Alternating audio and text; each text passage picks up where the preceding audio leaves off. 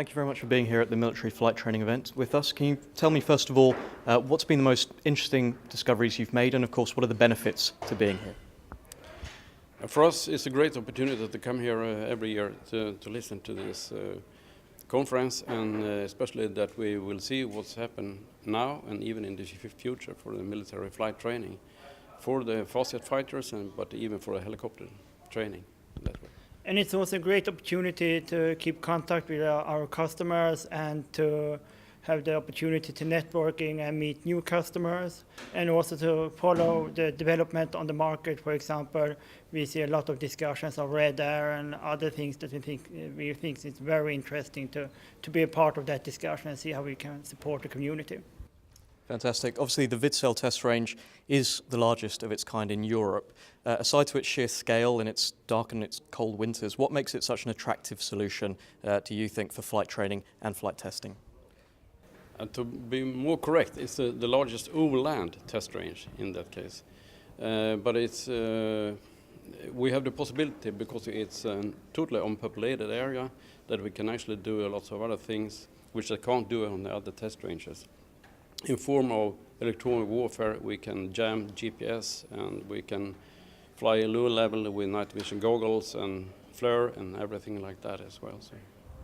And also, due to its remote location, you can perform, for example, live GPS jamming and live electronic warfare.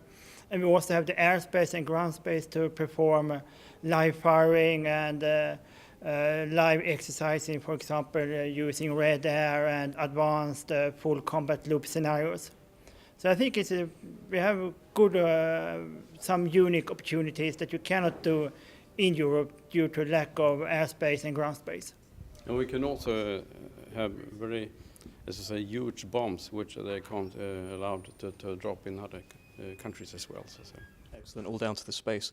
And being something of a long-term provider in this business, you've obviously built up quite a deep understanding of the market. Can you tell us a little bit about who might be using the range currently and the typical training scenarios that might be underway there?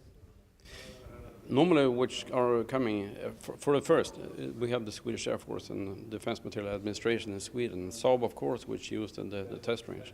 But we have spare time and spare capability, and we sell it to other air forces, especially in Europe, and Army for the helicopters, and even for Army, which have to do tests and even exercises on the ground with ground-to-air missiles and even ground-to-ground systems. And we also are open for defense industries from friendly nations. For example, we work a lot with, for example, UK companies like MBDA that uses the test range for firing missiles and things like that. And we also have discussions with different air forces about training opportunities and live firing opportunities. So that's a wide variety of customers there. How do you handle specific requirements for each of those? Normally we started with discussions that let's say we have 1 year before the actually exercise or training will come on in the test range.